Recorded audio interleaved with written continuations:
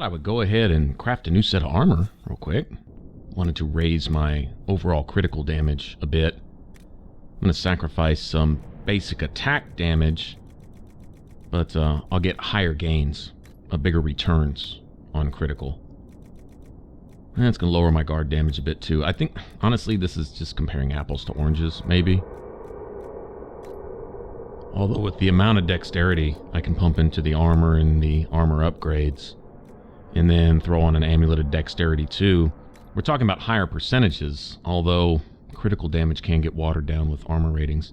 I'm also considering going back and maybe remaking Vivian's staffs with Sunder armor, with that kind of effect on there, as well as critical chance and all that other good stuff. But I don't know. It seems like I got a little bit higher numbers with that before, but I'm kind of reluctant to go that way because sometimes Sunder armor would create a bleeding effect, which had nothing to do with an enemy's armor rating. It would put this minuscule little damage over time effect on an enemy. Yeah, I'm not after that. I want to crack their armor. But it's possible that maybe they patched all that. So, I don't know. Between myself and Varric, we can crack some armor as it is. But if I could throw that off into my mage's staves, it might actually be worth a look. If it's effective, then we can whittle enemies down quite a bit quicker. Like I say, and the numbers will go up too, so I don't know. We'll see. For right now, I'm just going to craft a rogue set of armor.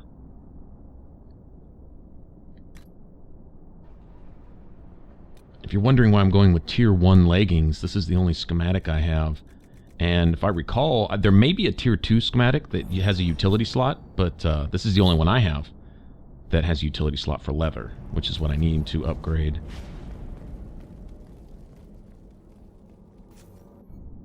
For dexterity.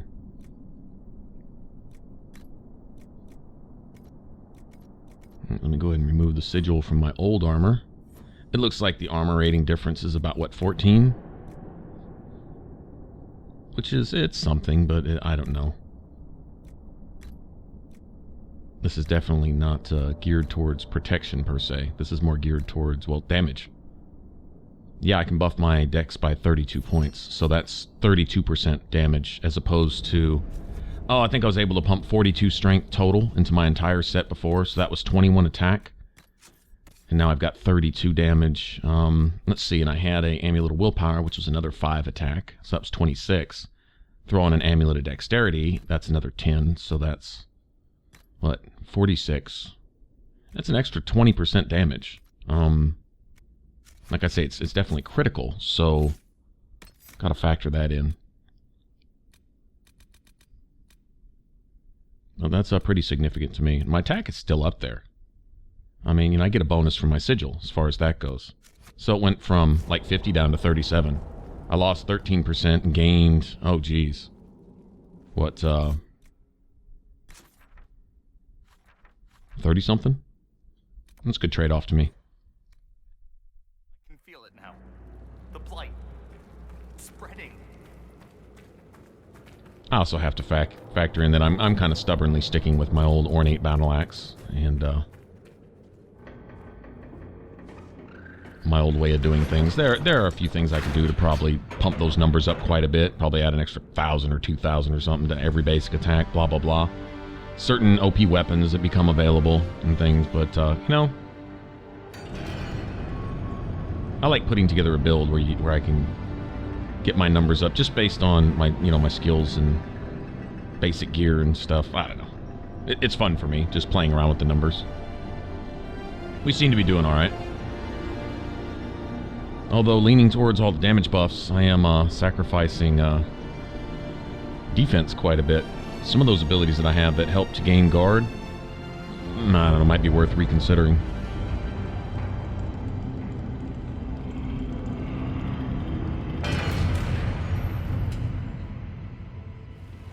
Then again, Cassandra's doing her job pretty well too. She develops a lot of guard for the whole party. She's like a guard generating machine. Like Vivian with her barriers. Just sometimes when I draw all the hate, I get hit by everybody. Oh, what the hell? Something moved. There. Light a torch. So I can see us coming. Just stay close. Old BioWare and their old haunted house thing. That theme, they gotta throw that in there every once in a while. Yeah, nothing creepy at all about the glowing eyes off in the dark, disappearing when you get close. We are practically blind down here. We've gone past the deep roads. How can you tell? It's pitch black. I can feel it. Okay, I think what we're gonna run into here is here to protect the Titan, period. Against all comers. Primarily the Darkspawn. But us as well.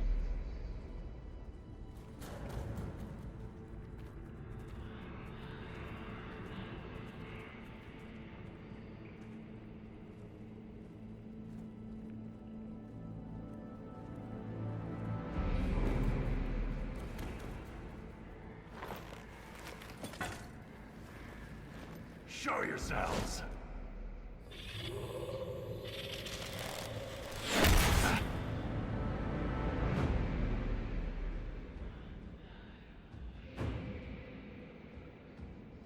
Ren!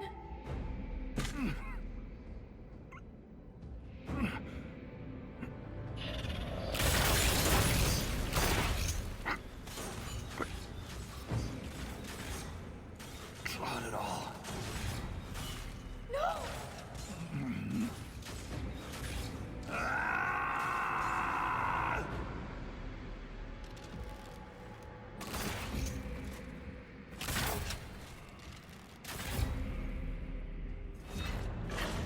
Introducing guns. Is this a sign of what's to come in the next Dragon Age, assuming they go forward and don't go back in time? Let's see, 13.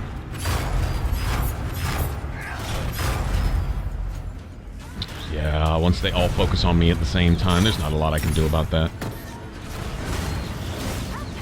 14, 15. That's a little better than 11s and 12s. Sure enough. I know it depends on the enemy too, but 17, that'll work. That'll work. I'm cool with that. These are numbers I'm more accustomed to, I would say.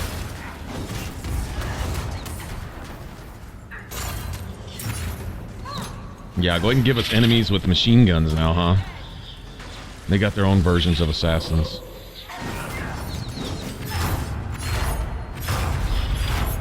This is one thing that Cassandra can take pretty well. Is that gunfire. Enough to make Bianca jealous, though, right? Wonder if Varric has his eyes on one of these new machine guns. Nah, he'd never give up Bianca. Never. Oh, Ran. He was a good, solid dude, too, man. Damn. Not cool.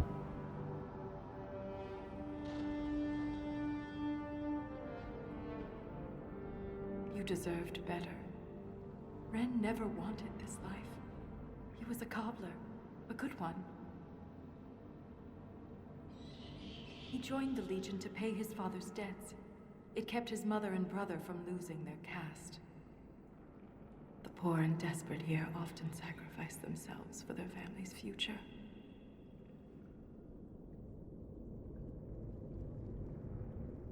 Ren was a good man. We'll honor his sacrifice. He always seemed indestructible. The armor on these warriors. There's lyrium woven directly into the metal, and it's bonded to their skin. Impossible to remove, but I know what we'd find underneath. These are dwarves. Ren was killed by our own kind. They don't look like any dwarves I've ever met. Me neither. It just doesn't make sense. We've done nothing to them. Yeah, actually, we kind of have. But we're in the process of doing so. I won't leave Ren like this. We must return him to the stone. Thrust Tonsha Saroka.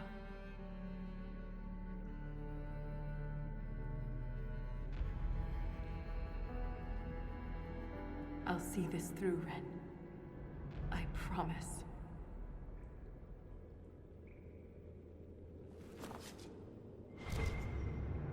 We're the ones... Standing between us and the Titan will regret it. That's right, get an attitude. We're the ones trespassing. Honestly, if we were to leave, I doubt they would follow and chase us down. They're here defending something, and we're trespassing. I mean, that's... I don't know. I'm not viewing these as the bad guys. Now, I'm going to kind of throw this out there. I'm kind of wondering, whoever makes up these dwarves, maybe there's from some lineage, and they're born down here, and they, you know, they've never seen the light of day. They've always been here. But if they're dwarves that come from elsewhere to be, what would you say, converted or transformed or something, delirium bonding directly in their flesh kind of brings Fenris back to mind, and maybe this is an ancient thing that the Tevinters twisted and used as an art of their own. Thus Fenris, right? That whole effect. I'm just throwing that out there. I have no idea. But if these are dwarves from elsewhere, then maybe they answer some kind of calling.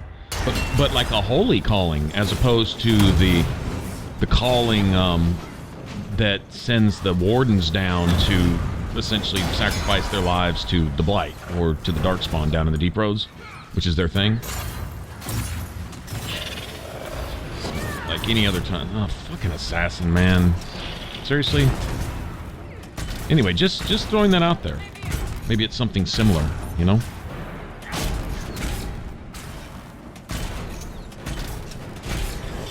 Some of these assassins are pretty nasty.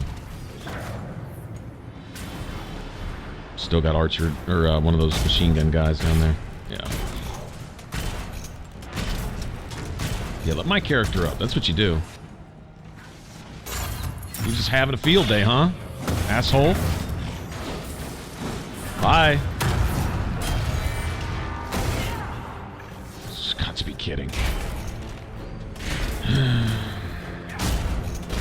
You know, this is where two mages can kind of spoil you a little bit.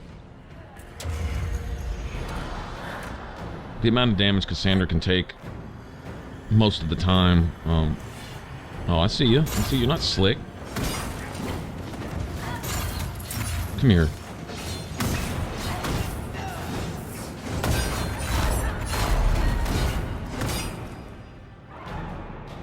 Yeah, going without her, you know, if you want to travel with Varric and all that he brings to the table, and want to have a tank, well, that essentially limits to one mage. I personally believe that the assassin is the strongest class, not only just DPS-wise and stuff, but, I mean, that's the true class where your job is to essentially not get hit, and to hit really, really hard. And you can have your tank, and you can have your two mages. Your two mages can concentrate almost solely on keeping Cassandra on her feet. And, I mean, it's really the optimal party build, in my opinion. Everyone's got their favorite, you know, and it's going to find a way to make their favorite work regardless. But that's been my favorite. I just like the Reaver from the whole high risk, high reward thing. Go in there, the more hurt you are, the more damage you do type thing. Okay, I don't think I can take any more of that. Yeah, I knew that was coming. These enemies really don't even have to go into an attack animation to knock me down at that point. But once I have barrier like this, like I'm saying, if I had Dorian here too, if we just ran without Varric, I'd be sacrificing 5% crit chance. Okay. We just ran without him and ran two mages. It's a little, I guess you could say, it works a little better into what I'm trying to do with the Reaver, as far as that goes. I mean, having that constant crit chance buff from Varric, that's, you know, that's priceless. And then, of course, the status effect bonus and other things that he brings to the table. Like all that. And then just having him along, having someone to pick locks. Locks aren't as plentiful here, though, as they were in previous games. It just doesn't feel like I'm seeing a chest around every corner like we used to, you know? Not disarming traps all the time. Oh, man, I don't know why they took that out. But, yeah, that was a thing, you know? Just one less thing to have to worry about. One less thing to challenge us or give us to do in the game, right? On top of everything else. Kind of a shame. What does this allow Varric to keep enemies sundered longer? That sounds good to me. And then with the last few points, I think the level cap, somebody told me it was 27. So if that gives us 3 points, say, I can give Varric a few more passives on the other side. I don't know if I'll let him activate poison weapons. I could, as long as it just adds to whatever he's doing. It's probably going to be trivial at best. I was never really a big fan of that. I don't think it adds enough damage to justify it, but maybe it does. Maybe it does. You know, if you can keep Varric's stamina regen up and all that good stuff. I mean, he's got plenty of ways to get stamina back. So maybe maybe he can afford one more ability. Who knows? This is like the Wall of Memories in Orzammar, but ancient. Very ancient. The words seem based in Dwarven, but I barely recognize this dialect. Can you translate any of it? Only fragments. The language is very different from what we speak today. This word keeps appearing. Shah Brital. I believe it means revered defenders. What needs to be protected all the way down here?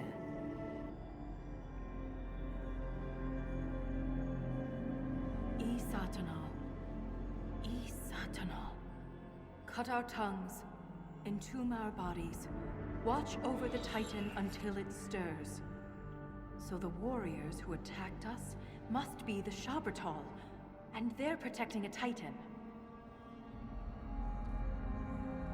Are you all right, Voltaire? I can hear Ren's objections.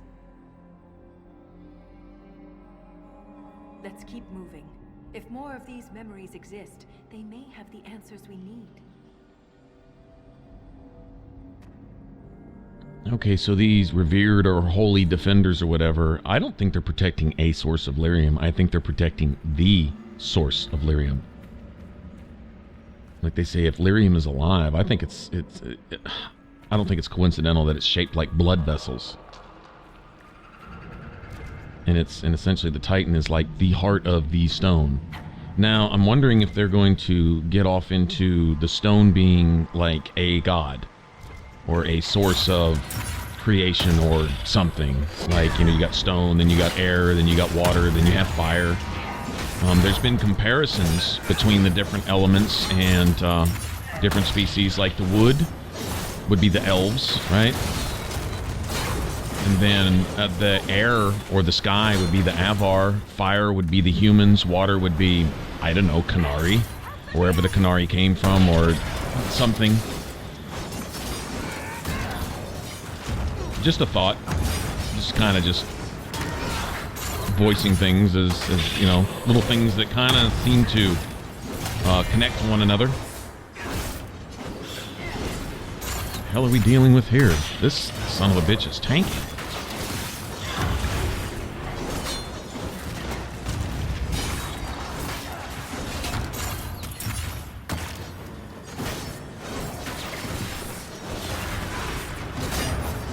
Wow.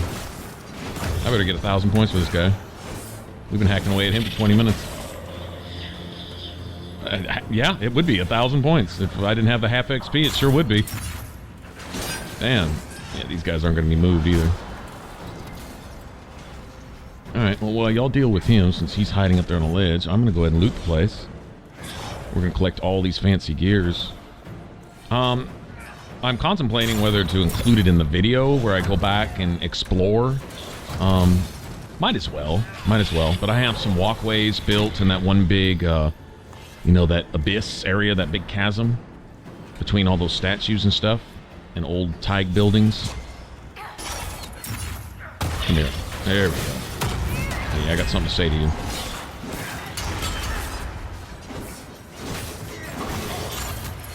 Yeah, I like the 15s and 1600s better than the 11s and 1200s. And that comes out about right.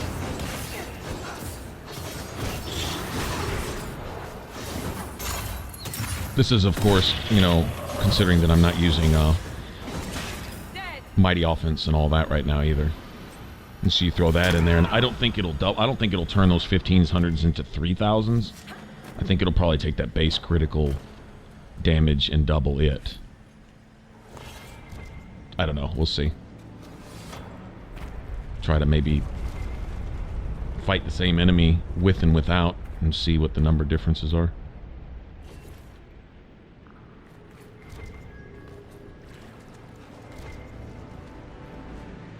We have a couple doors to go back and open and stuff. Maybe once we get to wherever our next campsite is, we can do some backtracking, take the gears that we found and stuff, and go get some more loot. Sounds good to me. Go see what there is to see. Once those walkways are built, there should be access to some new stuff.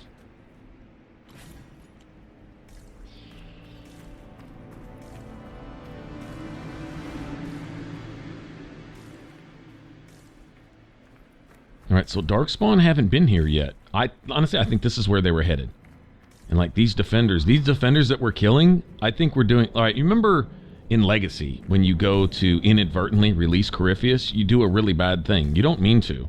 But like Varric says, damn, we basically started all this. On the other side. I can feel it. My guess is another earthquake that hits when we're halfway across the bridge. Watch your step. Something tells me Varric's intuition can probably be trusted. Some way, shape, or form. But yeah, in Legacy, you inadvertently release Corypheus, and that ends really badly, right? That's what this whole game has essentially been about, right? So now we're defeating these defenders. And whatever lies at the end of this little adventure, if we kill it, we may not be doing a good thing. Someone sabotaged the bridge, and we don't have time to fix it. There, that ledge. We can reach it if we're careful. What ledge? This ledge? I guess so. But anyway, so you get what I'm saying? Is like, yeah, maybe this isn't a good thing we're doing here. Maybe leaving this alone. Maybe helping these guys defend against whatever they're fighting against. Besides us, of course. Might be the way to go here. Yeah, I think we're setting up the world for another potential apocalyptic disaster. Just like we did with Corypheus, basically. This time it'll be the Inquisitor doing it, not Hawk. Chronicles of a Forgotten War, a day after leaving Cad Halash. I guess one of the Tigers. Father was one of the first. We heard breathing slow and heavy from a creature, and then next thing you know, he's dead. Okay, so someone's been down here, and they didn't really get any farther than this. They certainly didn't leave a mark. Maybe we'll find a camp or two along the way, but that's probably about it. Apparently whatever dwarves were down here, spelunking, got cleaned out by these guardians. Look there, more ancient carvings. Aye, but these seem to be about the Titan. It shapes the stone. It is the stone. It sculpts the world within and without.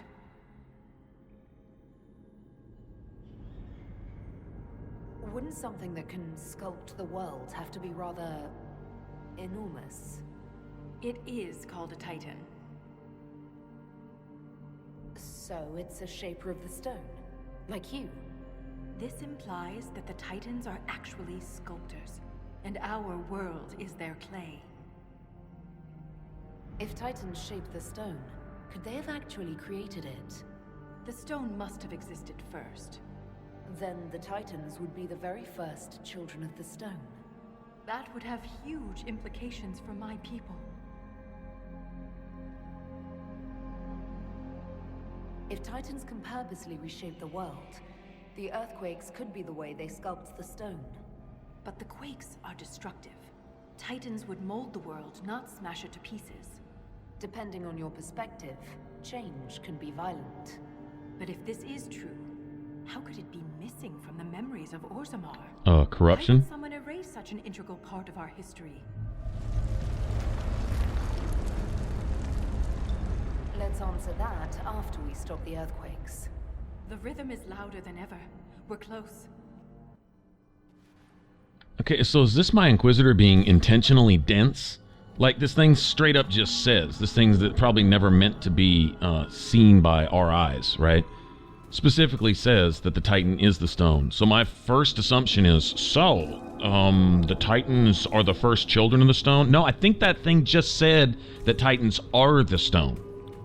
Alright, and stone provides a foundation for life, for all the woods, for all the trees. I just became the popular dwarf in the Merchants Guild. Yeah, you did. This is a fortune waiting to happen, isn't it? These lyrium veins, and they're completely untapped. Veins, literally Surely veins. Joel must mine lyrium somewhere. Their weapons and armor are laced with it. Unless they found another way to harness it. Yeah, if you have the stone, and the stone provides a foundation for things that grow in it, and then those things are sustained by the air around them that also give them shape and substance and whatever, and then are also fed by the water, and then erased so that they can be replenished anew by fire and so on. So then all these things working together, basic elements. It's giving God status to basic natural forces which make the world spin, basically. So it's personifying them and deifying them. I guess that would be the word for it, deifying, giving them a godlike status. Darkspawn here. Lots of examples. But there must be a reason they avoid this place. You know, I don't think they're avoiding it. I think this is what they're looking for. Yeah, I see characters being intentionally dense so as not to give away a plot. That's what I see here. The dialogue being intentionally vague and misleading. Like, oh, this just said A, so it must be B and C, huh? That's exactly what I just heard. Oh, well. So if my Inquisitor isn't the brightest bulb in the box, then whatever.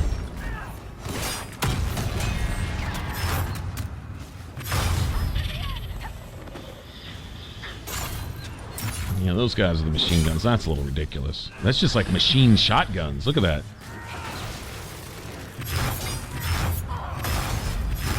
That's what the hole in Ren's chest looked like, a shotgun blast.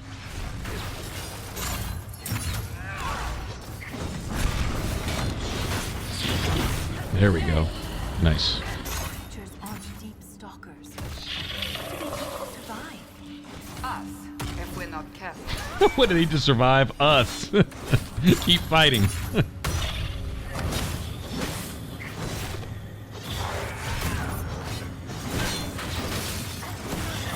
What do they eat? They probably eat nugs. Well, I haven't really seen many nugs around, but gotta be down here somewhere. I mean, this is the deep roads. Well, I guess we're a little beyond the deep roads as far as the dwarves are concerned.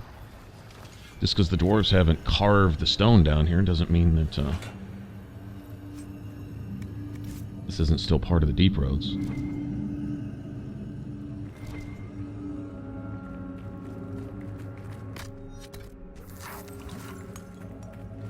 Yeah, if magic, according to Dragon Age, what would you call it, theology or whatever, if magic is the force and the power by which things are shaped and molded, that which moves the air and that which would, sparks the fire and that which hardens the stone and whatever, all that good stuff. And lyrium gives magic its power and strength. So essentially it all emanates from this. And it's almost kind of like a conduit that transfers magical energy to living beings and so on and so forth, right? The whole lyrium potion gives the Templars the ability to smash magic and gives mages the ability to strengthen their magic and extend their use of it and so on and so forth. And this is the source of all that. And I think these are literally like blood vessels for this Titan. And this Titan is present. Now it says it is the stone. So if it is the stone, then these lyrium veins are the blood vessels in that stone. And that this Titan, or this being, this entity... I'm just thinking that this to the dwarves would be the maker, right? Is that maybe... each one seems to be worshipping something else. You have Andraste in the maker with the humans. You have... well, actually the Canari seem to be pretty much godless as far as that goes. I don't know. Unless you want to consider discipline and order in and of itself being like a deity or something. And then, let's see, you have the Teventers really just worshipping, I guess, a different form of the Chantry, but same general idea, I guess, kind of. And then the dwarves worshipping the stone, and all of these things making up the Maker, or parts of the Maker, or faces of the Maker, or something. Kind of like a body, is made up of different parts, right? You've got a head to talk with, you've got arms to do things with, you've got legs to walk, right? Legs aren't the body, they're part of the body. But without the legs, the body's not going anywhere, type of thing, right? Without the arms, the body's not going to be doing anything. So each part being necessary, but also individual. Part of the whole. Essentially the whole, but not in and of itself. So is it that type of thing going on here? I'm really just trying to figure out where the writers are coming from. What exactly they're opening up here. But more and more I get the feeling we should not be here. We should not be doing what we're doing. This isn't going to end well. Meddling with things that are above ourselves is probably going to end badly. This is akin to what the first Tevinters did, I think, in the whole breaching the Fade, trying to get into the Golden City, blah, blah, blah. However, whatever really happened and however that exactly went down, all I know is whatever resulted in blights happening and stuff like that. Yeah, that's not a good thing. Sorry, I can't look kindly on that and say that, yeah, that's the way it's supposed to be going down. That's not good stuff. And so here, messing with this, we may be doing the Darkspawn's work for them. Honestly. But yeah, I have one of those Varric premonitions that, yeah, this isn't going to end well. I do remember something about this. I remember being here. Actually, since there's no real harm in it anyway. Okay, seriously, we all had to... Never mind.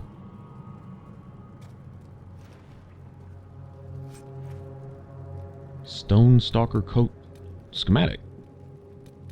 I might see how that looks. See what the stats are on that. Never know.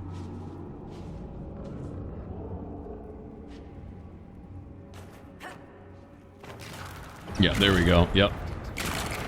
I remembered something like that.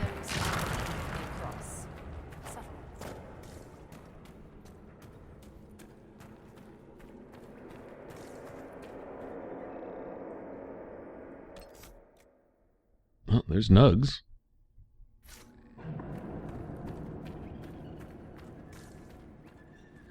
Ah, okay, I remember this. Yeah. An altar for offerings? Uh-huh. Varric said something about this too. I won't bring it back up, but yeah, we need an offering. You know, I think we actually may find it back in the Tig where we built all those walkways. And I think I went and got all the expeditions done, so everything should be constructed and all that. We'll go back and look once we're done here. We'll get to our next campsite as kind of a checkpoint, and then we'll head back and retrace our steps. Go back and check out some of the stuff we've done, and then we'll come back down here. And I think we're kind of approaching the end now, sort of.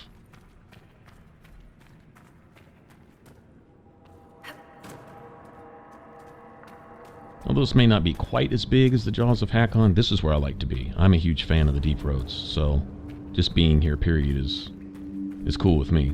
I can spend all day here. Yeah, DLC might not be quite as long or whatever. Doesn't matter. It is, from my perspective, pretty lore heavy, really. I think it insinuates a few things that might be going down. At least gives you something to ponder.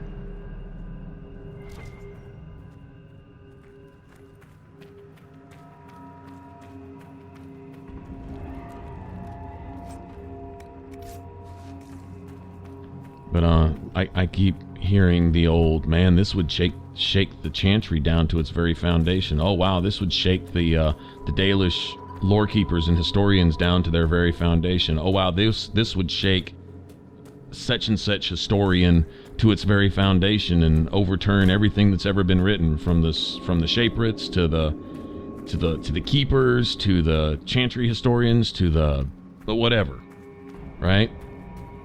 Everything we uncover seems to be something completely different than what was thought to be believed about that particular thing.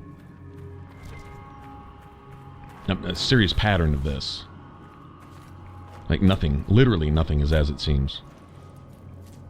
And then, you know, the question remains is like, it's almost impossible to believe that's the case, to go ahead and just accept tradition, because if nothing is as it seems, then the question begs to be answered, how the hell did we get it so wrong? I mean, so wrong. Like, wow, we don't know any truth, period, whatsoever? We intentionally hid all that shit from ourselves? Doesn't really make sense, but appears to be the way it is.